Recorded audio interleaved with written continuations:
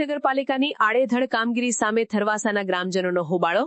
ડભોઈમાં ચોમાસું નજીક આવતા જ ડભોઈ નગરપાલિકા દ્વારા પ્રી મોન્સૂન કામગીરીના ભાગરૂપે વરસાદી કાંસોની સાફ સફાઈ અને ખોદકામ શરૂ કરવામાં આવ્યું છે, પરંતુ ડભોઈ નગરપાલિકાની આ કામગીરી સામે હવે ગ્રામજનો અને સ્થાનિક નેતાઓમાં ભારે રોષ જોવા મળી રહ્યો છે। ડભોઈ નગરપાલિકા દ્વારા થરવાસા ચોકડી નજીક કરવામાં આવેલા ખોદકામને કારણે ચોમાસાનું પાણી થરવાસા ગામમાં ઘૂસી જવાની ભીતિ ઊભી થતા ભારે હોબાળો મચ્યો છે। ગામ બચાવવા માટે નગરપાલિકાનું કામકાજ પૂરી દેવાયું છે। થરવાસા ચોકડી નજીક નગરપાલિકાની પ્રી મોન્સૂન કામગીરી ચાલી રહી હતી ત્યારે થુઆવી જિલ્લા પંચાયત સદસ્ય ભાવેશ પટેલ અને સ્થાનિકો ત્યાં દોડી આવ્યા હતા। નગરપાલિકા દ્વારા જે રીતે વરસાદી કાંસ ઊંડી કરીને ખોદકામ કરાયું હતું તેનાથી ડભોઈનું પાણી થરવાસા ગામ તરફ વળે તેમ હતું। આ જોતા જ રોષે ભરાયેલા ભાવેશ પટેલ અને ગ્રામજનોએ નગરપાલિકા દ્વારા કરવામાં આવેલું ખોદકામ જાતે જ પૂરી દીધું હતું। નગરપાલિકા પ્રી મોન્સૂન કામગીરી કરે તેની સામે વાંધો નથી, પણ પોતાનું ઘર બચાવવા માટે બીજાના ઘરમાં પાણી નાખે તે કંઈ થોડું ચાલતું હશે। ડભોઈ નગરપાલિકા આડેધડ ખોદકામ કરીને ગમે ત્યાં પાણીનો નિકાલ કરવા ટેવાયેલી છે, પણ અમે આ સહન નહીં કરીએ તેમ થુઆવી જિલ્લા પંચાયતના સદસ્ય ભાવેશ પટેલે કહ્યું। જો ગામમાં પાણી ઘૂસશે તો જવાબદારી કોની રહેશે?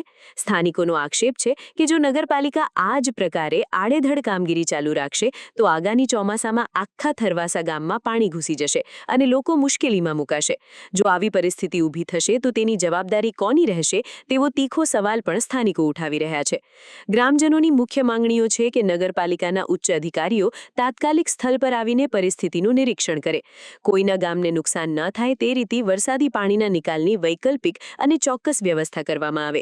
આસપાસના ગામડાઓને ધ્યાનમાં રાખીને જ નગરપાલિકા પોતાની કામગીરી આગળ વધારે। હવે જોવાનું એ રહે છે કે આ વિરોધ બાદ નગરપાલિકાના અધિકારીઓ સ્થળ પર આવીને કોઈ યોગ્ય વચગાળાનો રસ્તો કાઢે છે કે પછી ચોમાસા પહેલા જ આ વિવાદ વધુ ઉગ્ર બને છે। ડભોઈ નગરપાલિકા પ્રી મોન્સૂન કામગીરી કરી રહી છે, પણ એ પ્રી મોન્સૂન કામગીરી એવી કરવામાં આવી રહી છે કે આપણા પોતાના ઘરનું પાણી આપણે બાજુના ઘરમાં નાખી દઈએ એટલે આપણે શાંતિથી આરામ કરીએ, બાજુના ઘરવાળો પાણીમાં ડૂબી મરે। એ રીતની કામગીરી થઈ રહી છે, એનો અમે આજે વિરોધ કરી રહ્યા છે। ગત 6 તારીખે ડભોઈ નગરપાલિકાના અધિકારીઓ, ગ્રામજનો અને ડભોઈ નગરપાલિકાના કોર્પોરેટરો ચૂંટાયેલા બધા સાથે મિટિંગ થઈ, નક્કી કર્યું પાણીનો નિકાલ યોગ્ય કઈ દિશામાં કરવો। એ આખી નક્કી થયા પછી એ લોકો 12 દિવસ સુધી દેખાયા નથી। આજે 18 તારીખે એકદમ જેસીબી લઈને સપનું આવ્યું એમ આવી ગયા છે। સવારથી એ લોકોએ મુખ્ય રસ્તો છે એને ખોદવાનો ચાલુ કરી દીધો છે। જે એ રસ્તો એવો છે કે ડભોઈ નગરપાલિકાનું પાણી સીધું થરવાસા ગામના તળાવમાં પ્રવેશે છે, એનાથી થરવાસા ગામમાં પાણી આવે છે।